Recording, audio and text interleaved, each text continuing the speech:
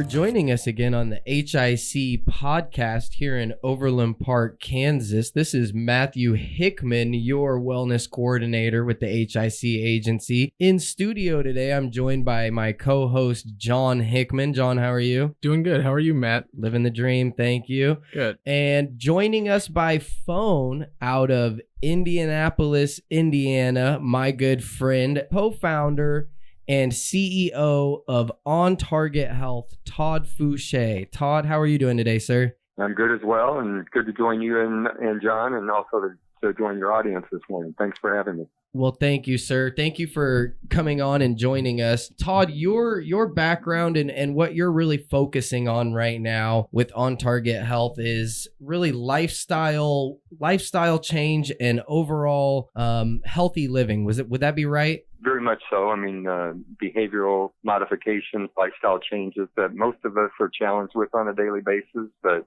also coupling it with showing people the effects that some of their day-to-day decisions are having on their body. If that helps a little bit. Absolutely. Kind of shining a light on what exactly we're doing on a day-to-day basis. And I think that's an important thing that I want to talk about for a little bit is the day-to-day routine of the average American. And I know that, I'm a father of 3, and to provide for my children and to, keep a roof over their head, that requires that I work a full-time job, 8 hours a day, sometimes 10, 15 hours, depending on the day. And my job, I'm in an office most of the time. I'm driving, and most of my hours are accounted for. So as far as meals, those are usually quick meals. And I mean, for cost effectiveness, it's it's never going to be for time. As far as time restraints and cost effectiveness, it is far cheaper to be unhealthy than it is to get a well-balanced meal and get the exercise that is really required. We will ask the audience how many are under any levels of stress, how many get 6, 7 quality hours of sleep each day, how many would describe their day-to-day as having good work-life balance. And most Americans will raise their hand that one or all of those things are challenges for them on a daily basis. Yeah. And then to your point, when you have to eat quickly on the road, how do you do that nutritiously? Yeah. Things of that nature. So it's a challenge for all of us in this fast-paced world that we live in. But we can literally show that the health of the country is actually suffering due to the fast pace, due to the lack of sleep, due to the constant stress. Absolutely. And so what we're doing is when we physiologically test people and show them the impact to their metabolism and their body based on the day-to-day decisions they're making, it's amazing. Generally, most Americans have not been tested, have not seen these types of results to see the impact that it's having. And the whole goal is to avoid the need for medications, to live healthier lives. Who doesn't want to be healthy type of thing? So very impactful, and we provide our targeted solutions alongside wellness offerings, and we think it takes all of the above to actually help people navigate on the day-to-day basis. So. Absolutely. So when you're talking about that day-to-day routine, that day-to-day grind, what are the things that you're seeing that affect people most? Because we're talking about going out to eat these meals, and then you're talking about complex sugars and saturated fats mixed with an inactive lifestyle. So we know that diabetes and prediabetes affects nearly 1 in 3 Americans, right? I read on the CDC website, it looks like the last time they have solid obesity reports was the 2015-2016 year. And the statistics that they had were that 39% of adults were affected by obesity, and that's nearly 93 million people. So this is affecting a ton of people. On top of the mental stress, like you were saying, this is a fast-paced world. There's so many things affecting the mental health of everybody, right? Yeah. When you make comments, we find that with the thousands of individuals we've served, that managing stress is one of the biggest challenges for most people on a daily basis. We're all exposed to it. The faster life gets, the more we have to balance, the more we take on, conscientious, answering every text and email. So we're almost being wired 24/7 to just managing all of those stresses. And the impact stress has on the body, it's almost like an engine. If you rev an engine full throttle for several hours, that's what stress actually does. The engine eventually wears down.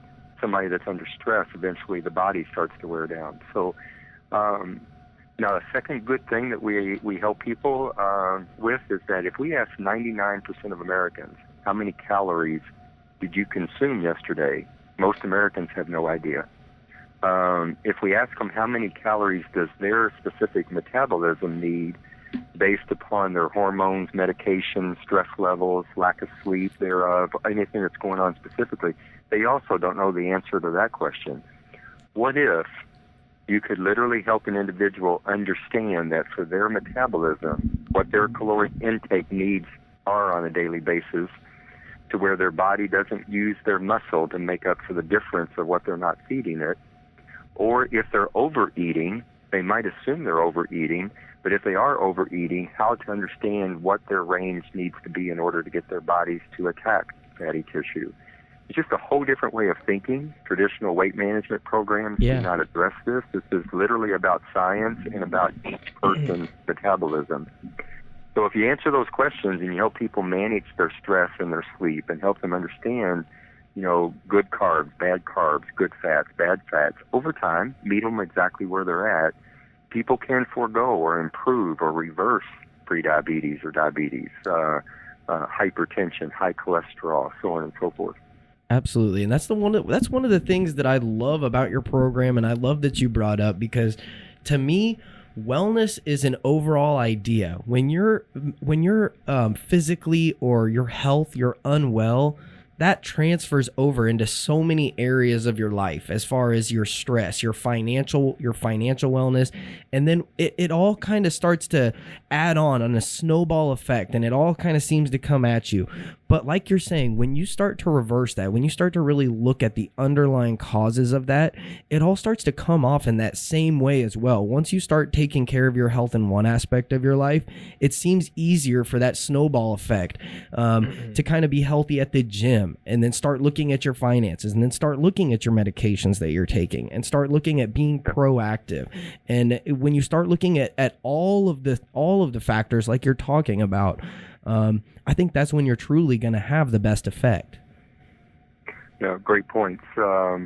If you take, we're finding that most individuals who struggle with all of those issues that you just mentioned, that if they have the information specifically about their body, not about everyone, their height, weight, age, and gender, but specifically about them, and you couple that with good information about nutrition, if you couple it about teaming them up with a health coach that can hold them accountable at a rate that works for them, and then build on the small successes. I think I was hearing you reference that in your comments.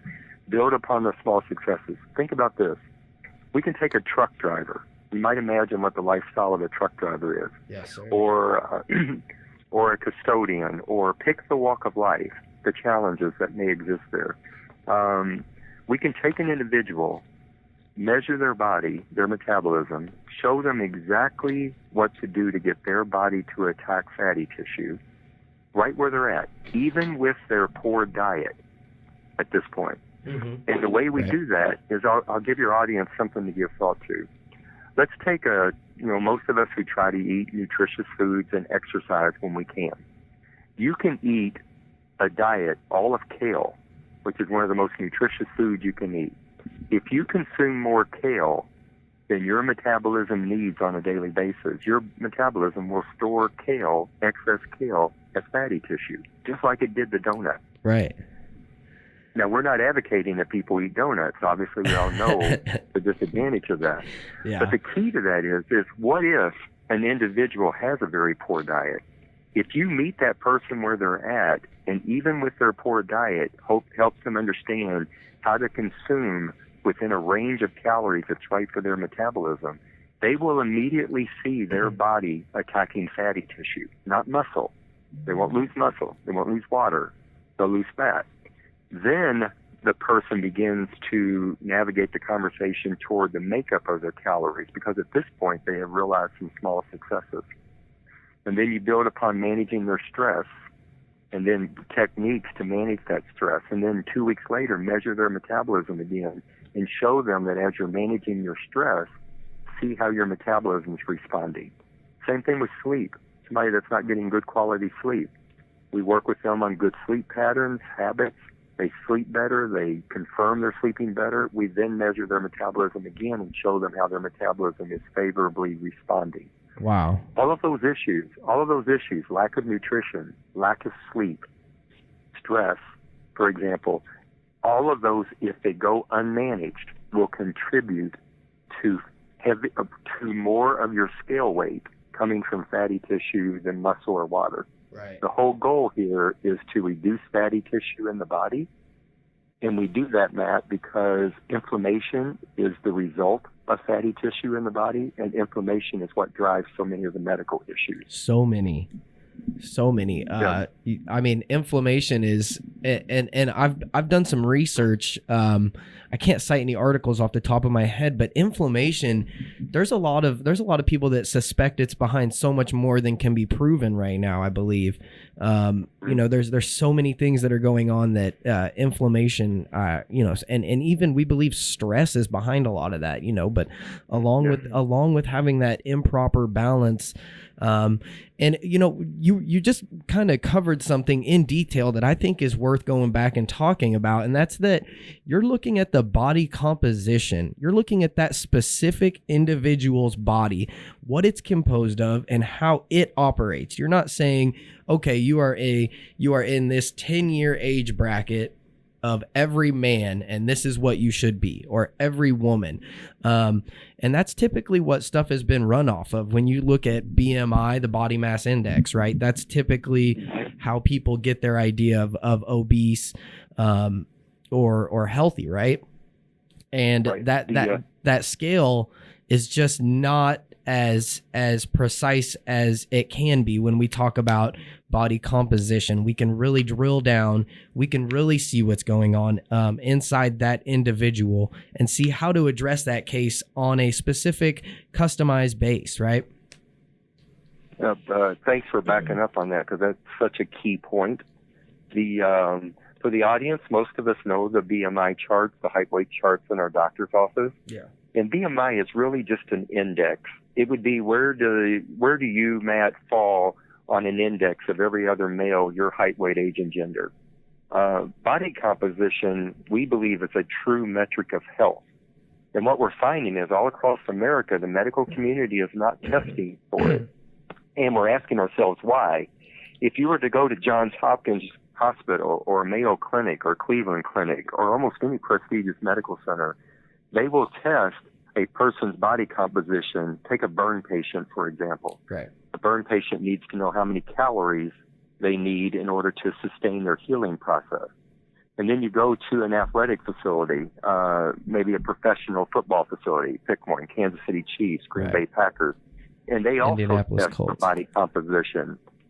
Indianapolis Colts, certainly. But the reason why the elite medical centers test for body composition and the athletic professional teams such as that is because it's all about the makeup of your body composition. How much of your scale weight? I weigh 200 pounds. How much of my 200 pounds is muscle, water, or fatty tissue?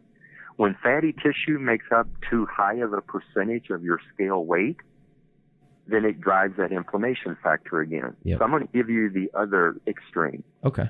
Somebody that's visually overweight probably has an unhealthy body composition.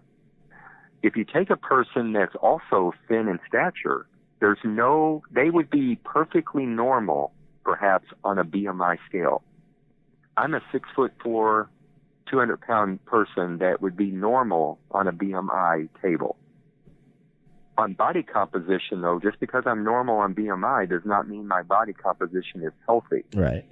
When I started this program, I was 32% of my 200 pounds was fatty tissue.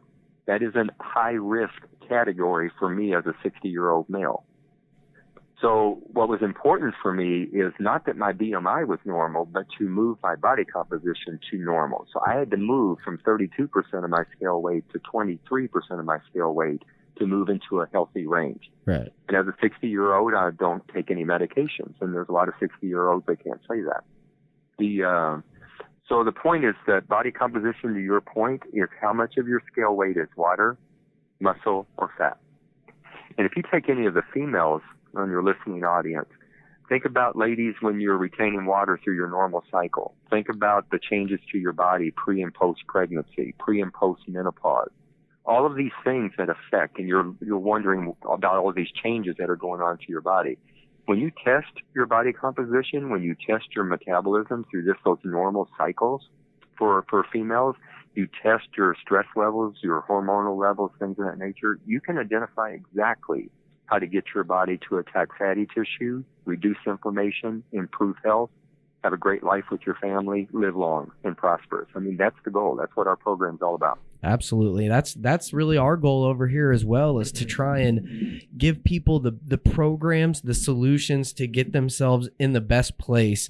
And, really, I want to talk about On Target now, because we've covered a lot of the things that you can do, a lot of the areas where you come in and answer these questions that almost everybody is facing nowadays, right? I mean, unless you're a professional athlete or, a very small percentage that is in, a healthy range, this affects nearly every working American. So tell us exactly, On Target Health, it's a very unique program that most wellness programs stop short of solution. They give you tools, they give you programs. On Target Health is the solution in my mind. It is the all-encompassing program that comes in and from the basement up takes care of all of your wellness needs. And tell us a little bit about what that looks like for the employer. Sure. For one, applause truly to you and your organization for being champions on wellness and just seeking solutions.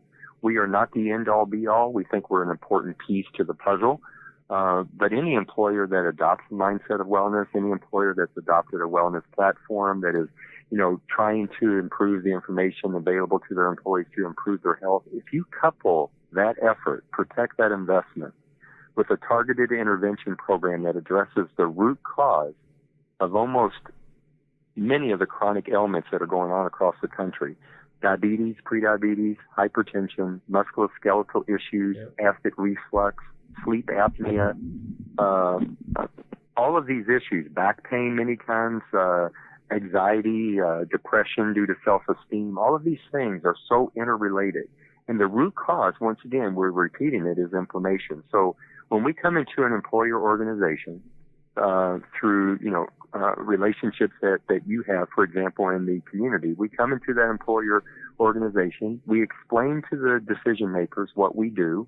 When we say we're a targeted intervention program, what does that mean? And we would spend 30 minutes with employees, their spouses, all of the above, if the employer's interested. And we would spend 30 minutes to explain to those employees the importance of understanding their metabolism and how to test it. The importance of behavioral coaching and why the two only work together are not equally effective if they're just done individually. Absolutely. So we spend 30 minutes. What's different about measuring a person's metabolism to lose weight versus traditional weight management programs? If all of the traditional weight management programs in the country worked, Weight Watchers, Jenny Craig, any of them, keto diets, paleo diets, all of them, if all of that worked, why is America the heaviest country in the world? We have a fitness center on every so many square miles of the country. Yep. We have all the nutritional information we need at our fingertips, but yet we struggle the most. Think about our stress levels. Think about our lack of sleep. Think about how quick we have to eat and consume, so on and so forth. So 30 minutes with employees to explain what we do. We then will test any person on a voluntary basis. We will test their body composition. It takes about a minute to 40 seconds to tell the person using the gold standard equipment in the market on exactly how much of their scale weight, ounce for ounce, is water, muscle, or fatty tissue. And you said a minute and 40 seconds? A minute, 40 seconds, through the use of some technology that would actually tell us what each person, for you and John, myself, anyone on your audience, exactly how much of their scale weight is water, muscle, or fatty tissue. Wow. Now, the second test we run is a metabolism test, and it's a breathing test. You breathe into a tube. There's a machine on the other end. That breathing test is literally identifying for your metabolism, and we do it at rest. If I sat in a chair, just relaxed myself, and breathed through the tube, it would literally measure how many calories does my metabolism need to sustain at rest. If I just sat here for 24/7, how many calories? Now, none of us are that sedentary, so adjustments are made based upon your activities and things of that throughout the day. But those two test results, body composition and metabolism, the latter is a 10-minute breathing test. The former, body composition, is about a minute and a half test. So in less than 15 minutes, we would run those tests. We generally do this on an employee population on a voluntary basis.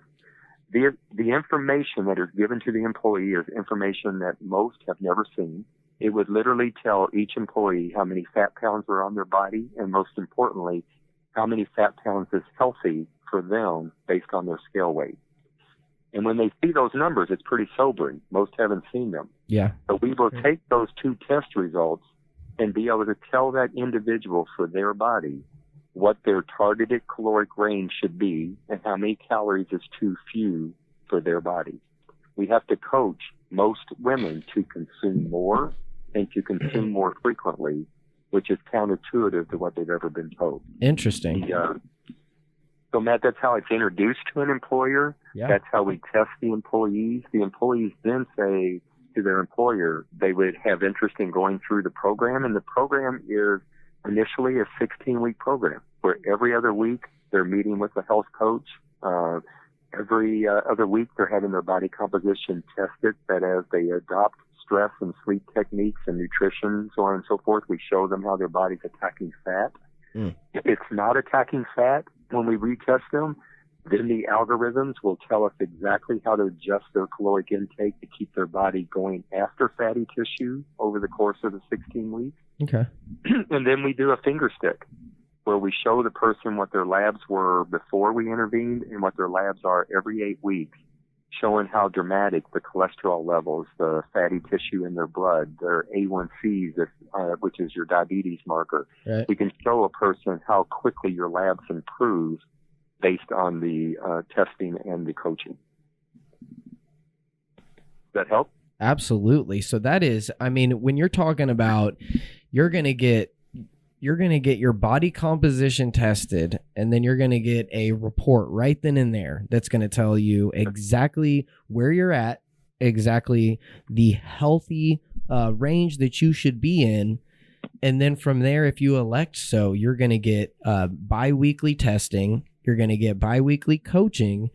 And it sounds like the beginning of the program when we start out is going to be based on intake. It's going to be based on nutrition, diet, what we're doing. And then I assume later we're going to start focusing on physical activity. Or is that something that the health coaches start right away? Gosh, I love the questions. And for the audience, we didn't prep or this in advance. We just knew what the topics were going to be, but Matt, your questions couldn't be any better. Oh, thank you, sir. every single person it is truly unique for the person. Envision if you're an employee and you have 200 pounds of excess fatty tissue in your body versus the employee next to you might be 20 pounds. Both individuals can be in a high-risk cardiovascular category. But you can imagine the journey of each of them. One person has got 200 pounds of fat to lose. The next person might have 20 or 30 pounds. So their journey is very different. Your point about exercise, when we meet the person where they're at with a poor diet, with lack of exercise, and we show them how to get their body to attack fat just by making some behavioral changes, They haven't even started to eat nutritious foods yet or start to exercise yet. We build on those small successes, and in due time, through that initial 16-week period, once the person has lost enough fatty tissue, inflammation in their body goes down, pain in their joints starts to subside, their energy levels are higher, then the behavioral coach will begin to introduce exercise. We think America's got it backwards. Back to my earlier small dissertation when I mentioned about how many people go to the gym with efforts to lose weight in January, the New Year's resolution, and stop in March or April. Yep. That person had all of the willingness. They want to address the issue, but their body wasn't ready. If in our program, we reverse it. We address the behavioral issues. We build on the small successes. We help the person understand how to get their bodies to lose fat tissue first, just through caloric consumption. Once they've lost fat and their body's responding, now the person is much more prone to exercise, and they're much more prone to sustaining it than to drop out, because the person that went for the New Year's resolution, they're tired, their joints hurt. Yep. That's why it's not sustainable. That's why they drop out. Yeah. We were reversing it. Absolutely. And so if you've ever been to the gym in that January phase, like we all have, and you haven't seen any results, or you've gotten so tired, or you're, like Todd was saying, your joints are just hurting, you're aching. This is your answer. You're doing it in the wrong order. And unfortunately, I've done it many a times. I've been in that kick right after the holidays. I'm feeling thick from Thanksgiving, and I head over to the gym and I beat myself up, and I don't see results right away, and you're hurting, and your body, like you just said, that was beautiful how you just said that. Your body's not ready for it. You're in there mentally ready to shed off these pounds and fight this and go in there and with that warrior spirit that you always go in the gym with. And it never fails that, couple weeks in, couple months in, even, it falls off. So I think that's beautiful. If your metabolism, if your body, if your fatty tissue, if your ratios are right, it's gonna benefit you so much. Yeah. Well said. We think that this particular program has. There was a former C. Ever Coop. Some of your audience may remember C. Ever Coop. He was the Surgeon General for the country back in the mid-'80s, late 80s, 1980s. And he was a champion of body composition. As a Surgeon General, he knew how important it was for a person to maintain a healthy body composition. Yeah. He died prematurely. In his 50s, actually, I believe it was. He died very prematurely. And unfortunately, body composition sort of seemed to die with him, the whole concept throughout the medical community. BMI became this magical scale that was used. I had a school teacher it's been almost a year ago, but I'll never forget her. She was 106 pounds, 5'1". If you've got her picture, she's pretty petite, right? Yep. When we tested her, 68% of her 100+ pounds was fatty tissue. We call it skinny fat in the industry. Oh, man. Now, on a BMI table, it's perfectly normal. She was even getting a discount on her premiums for having a normal BMI. But she's 38 years old. She's hypertensive and diabetic. She's having difficulty performing in the classroom as a teacher because she's 68% body fat. Once again, inflammation throughout her body. Cognitively, she's not functioning very well, teaching very well. The school's having to use substitute teachers on occasion. The CFO for the employer scratching his head saying, "See, John, Matt, Todd, wellness doesn't work. Look at Judy. She's 100-something pounds and she's filing claims for all these medical issues." Judy wants help. Judy just doesn't have the right info. Right. The medical community's not testing for it. We tested her. We confirmed she was 68% body fat. We helped her to understand how to manage all of those behavioral issues to get her body to attack fat. We helped her understand that she was under eating. She was almost doing an 800 calorie a day. When we tested her, her body needed 1,320 calories a day. Wow. She was eating 800. Now think about it. If a person generally thinks the right way to lose weight is to eat less, if your metabolism's burning more than you're eating, it immediately attacks your muscle deference of what you're not providing it calorically. Absolutely. So if she's eating 500 calories less per day, 365 days a year, her body's using muscle every day. So she's reducing her muscle and she's adding fat. She becomes high fat percentage of her scale weight. She becomes very unhealthy as a 38-year-old. Wow. That's And like you said, that employer or that CFO comes to you and says, hey, you know, this wellness doesn't work. You know, this person is on a BMI. They're perfect. Shoot, they're even getting a deductible credit at this point in time for being the right size. But that is amazing. That's the power of body composition. That is, you get in, you can tell what's really going on. There's no ifs, ands, or buts about it. It is straight science. Laid out cleanly for you to see the facts. That's beautiful. And that is something that kind of hits home here as well, because I would consider myself, and I think a lot of my peers would consider me to be someone that's fairly healthy. Right. Go to the gym once, maybe twice a day. Yeah. But I try to get there at least once a day. But with the 2019 lifestyle, traveling in a car, eating fast food, trying to pick up quick meals when I can, I went to the doctor and I actually have, very, very high blood pressure. So it's one of those things where you just honestly never know. I was getting these chronic headaches and starting to see spots. And turns out I just have super, super high blood pressure. And it was just something where, it's what I'm eating. I'm not getting the proper sleep. So it's kind of crazy to see the correlation between, not sleeping, anxiety, stress, all these things, how they can play a part on your health. So Todd, I'm a firm believer in kind of the Mark Sisson approach and the primal blueprint and the primal prescription. And I'm a firm believer in, curing diabetes. I mean, just the numbers here in America versus, it doesn't exist in some other places, right? It's insane, but I'm a believer in, a lot of these medications that people are taking. I understand some there are needed medications, don't get me wrong, but I think that most of this stuff, with a healthy balance of nutrition and physical activity, are you seeing that when individuals are coming into the program, they're getting off of medications, and they're actually not having as many claims, or that they're, as far as things that you didn't even think you would see coming off of medications or diagnosis being reversed or anything along those lines? The answer is yes, and much more often than you might anticipate.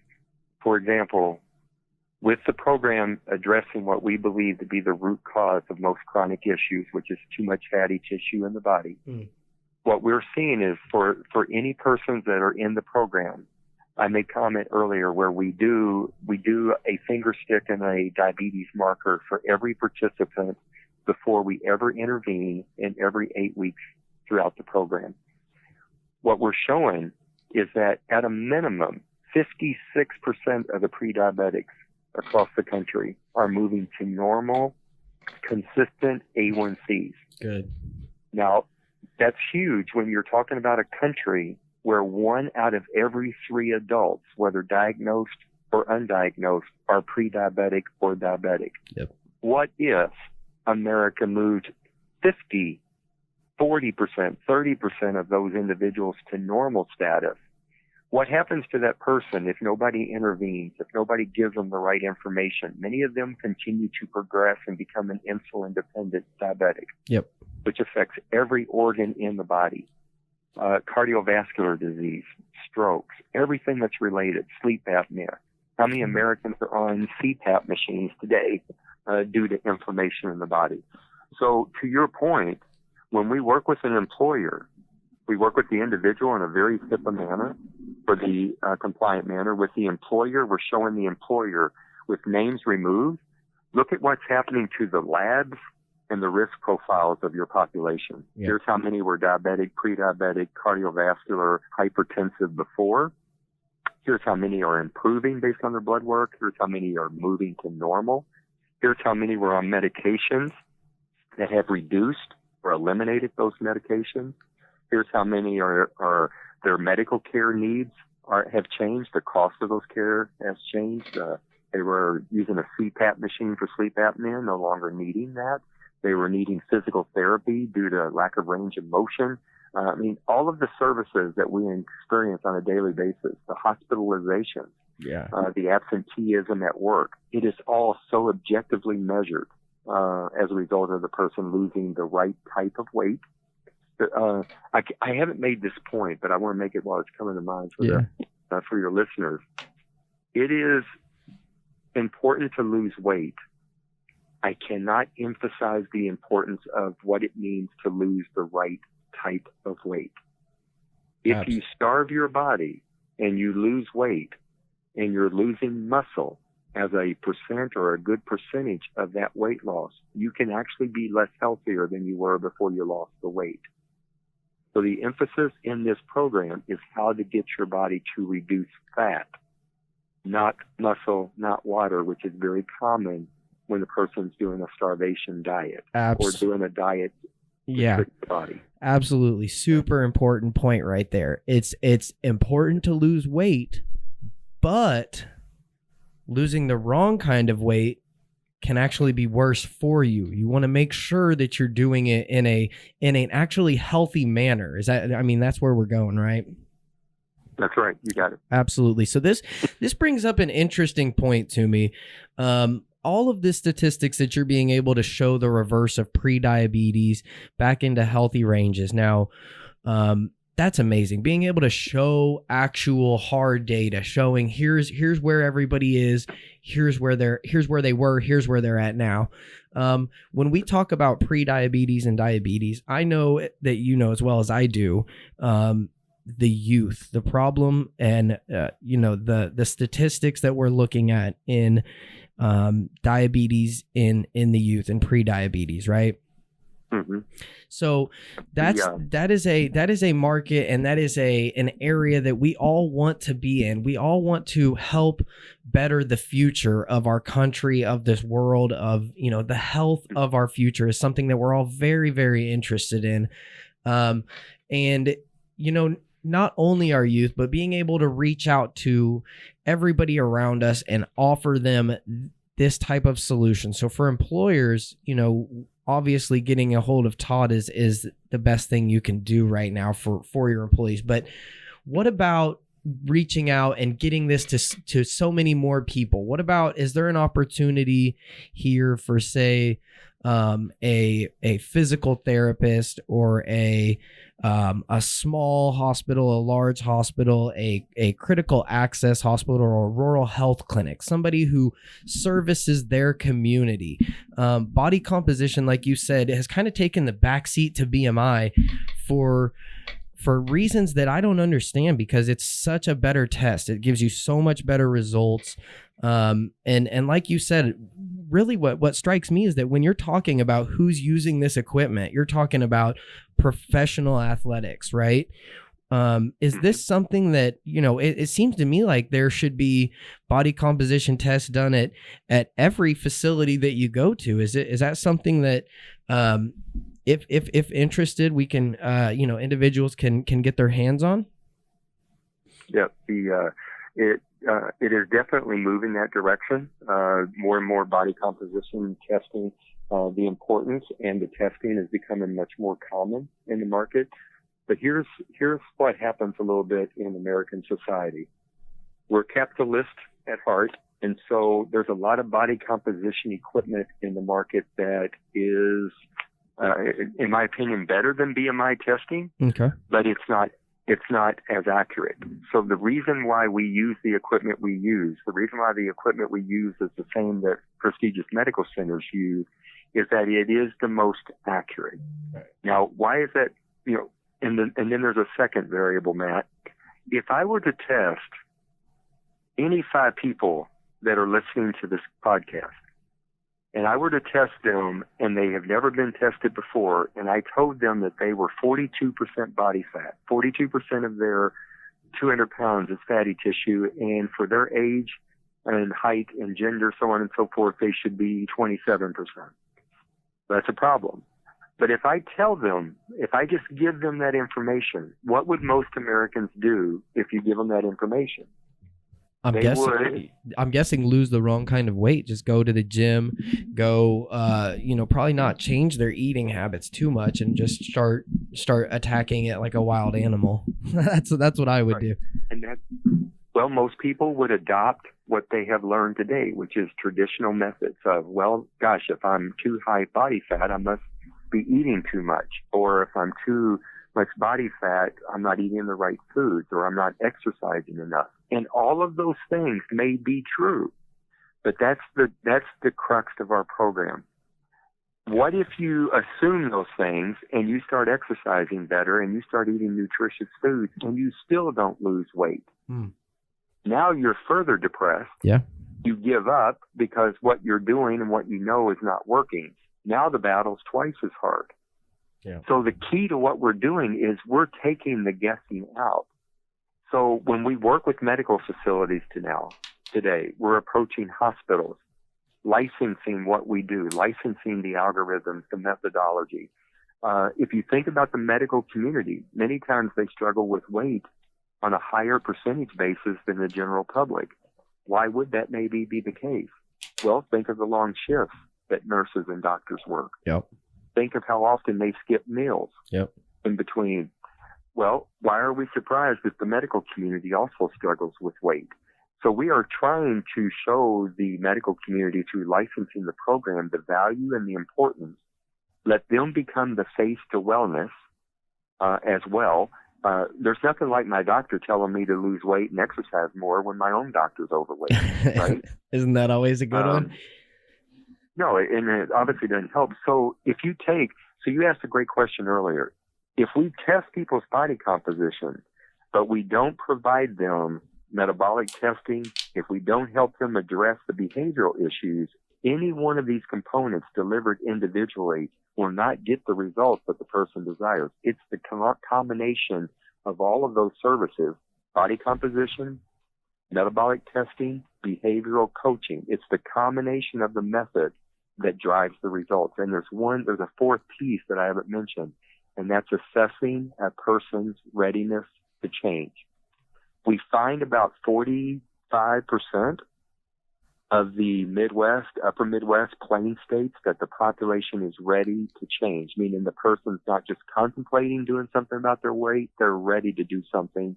They just aren't sure what to do. Yeah. So if you envision, if I'm an employee of an employer and I assess your readiness, I assess your body composition, I measure your metabolism, and then I can behaviorally coach with you to tell you with all that information how to reduce the inflammation in your body, how to reduce the fat, how to reduce your meds, eliminate your meds, improve your health, live long lives with your children and your grandchildren. Who would not want that info? Yeah. So much less stress right there, just from you telling me that. Just right. What's that? That relieves so much stress right there. You're not just telling them, you're not leaving somebody with, hey, you are 42% body fat, and a healthy range for somebody your age is going to be, 24. And then for you to come in and say, yeah. Matt, to your point, we have females that are now eating as few calories as 500 calories a day. They are convinced that the fewer calories they eat, that they'll win this battle. Never. And the answer could not be the furthest thing from the truth. Yeah. Your body. So the key is that this is the undoing of the mixed messaging that exists in the weight loss industry. Yeah. This is re-educating the medical community on the importance of the combination of this testing. And then let the results, the lab work, speak for itself. And there's employers now that have been working with us for 6 years that can show how this is sustainable over multiple years because the person has adopted behaviors that are sustainable over time. You know the old adage, how many people lose weight and gain it back shortly thereafter? Well, there's a reason for that. They didn't address the behavioral underlying issues. That's why the weight comes back. Or the body figures out that you're tricking it, and it's got a very great survival mechanism, and it corrects itself. It does. It does indeed. So, that's what it's made to do, survive. It is. And it will. It will as long as it can until we just abuse it to the point where it no longer functions as it should. Absolutely. I love what you just said. How did you phrase that? You said we are undoing the misleading lies of the weight loss community. What was that? We're undoing the mixed messaging in the weight loss industry. And there's so much of it. Oh my gosh. If you ask Americans, what should you do today? Should you do keto or paleo? Should you do 500 calories, 800 calories? I mean, what should you do? Right. Turns out CrossFit's not good for you. Yep, CrossFit. I mean, keto diet's being prescribed for individuals that I would, in my non-clinical opinion, that's not appropriate for that particular person. Oh. But if a person's really crazed about a particular diet, intermittent fasting is crazing the country right now too. If all of these things worked, once again, I repeat myself, why is America the heaviest country in the world? We've been trying these things for decades. Back in the 70s, we took carbs and sugars and fats out of our foods, and then all of a sudden that didn't work. We took, one nutrient out and put another in to make it taste better. And once again, it was all of these marketing campaigns that are done, all at the expense of the American population that now today, with the advances of technology and the stresses related to all of it, the negativity that exists, the bombardment of information that we feel like we've got to process, our bodies are responding. So, I had an employer population. It was a tech company. I said, which is more important to you? The passion you have for the work that you do, the good work that results, how much easier technology makes our lives. We all agree with that. But any of these things that are at the expense of our health, what do you have if you don't have your health? Yeah. So the key would be is the method, combining this with efforts that employers have already adopted. We suggest people don't abandon what you're doing. Your employees, their spouses, they need all of the support they can get. We're obviously high on integrating our targeted solution that for 7 years in retail and now 6 years in the employer market, for 13 years, we're getting the same results, consistent results. Our greatest anxiety, Matt, is we're not telling the story broadly enough. So podcasts like this help us get our story out there. Well, thank you so much. That's, we love having you on. It's been great. I think that from what I can tell, like you said, the myths of the weight loss community, it seems like there is one solution for everybody, and that is have a healthy body composition. You can't go wrong when you get there. I think that the path to get there is going to be different for everybody. Where your starting point is going to be different for everybody. But I think when you're looking at, this is your answer, that's your answer, keto, intermittent fasting, whatever it may be, I think having a true marker to gauge whether that's getting you where you should be, that's irreplaceable. That is truly great. Well said. I really enjoyed the opportunity. It's great chatting with you, and I hope this has been of value for your audience. Absolutely, it has. Let everybody know how to get a hold of you, how to find you. Give your website, your phone number, your email, whatever you want to give out. Let everybody know. Again, this is Todd Foushee from On Target Health. For those who have any interest, I welcome all calls. The number is 317-501. 2218, 317-501-2218, or please visit our website at www.ontargethealth.com. And there's a wealth of information there, and if you would like for us to reach out to you, there's an opportunity for you to request that, and we'd be happy to chat with you in more detail, and certainly Matt continue to work with your good folks as well over the weeks and months ahead. Perfect. Todd, we look forward to seeing you here in person. Hopefully before too long. I want to thank you again for being on here. Everybody, please go look at the website, give them a call. It never hurts to learn more. This is a wonderful solution that could benefit just about anybody in the world. So, again, thank you, Todd. Thanks for being on. Thank you, everybody, for listening. Visit our website at hicinsure.com.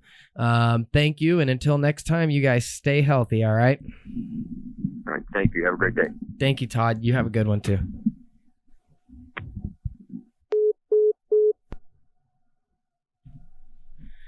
What do you think? That was cool. First, yeah. That was a good podcast. Yeah. Sounded good. Do you think that was good? I think it was pretty good.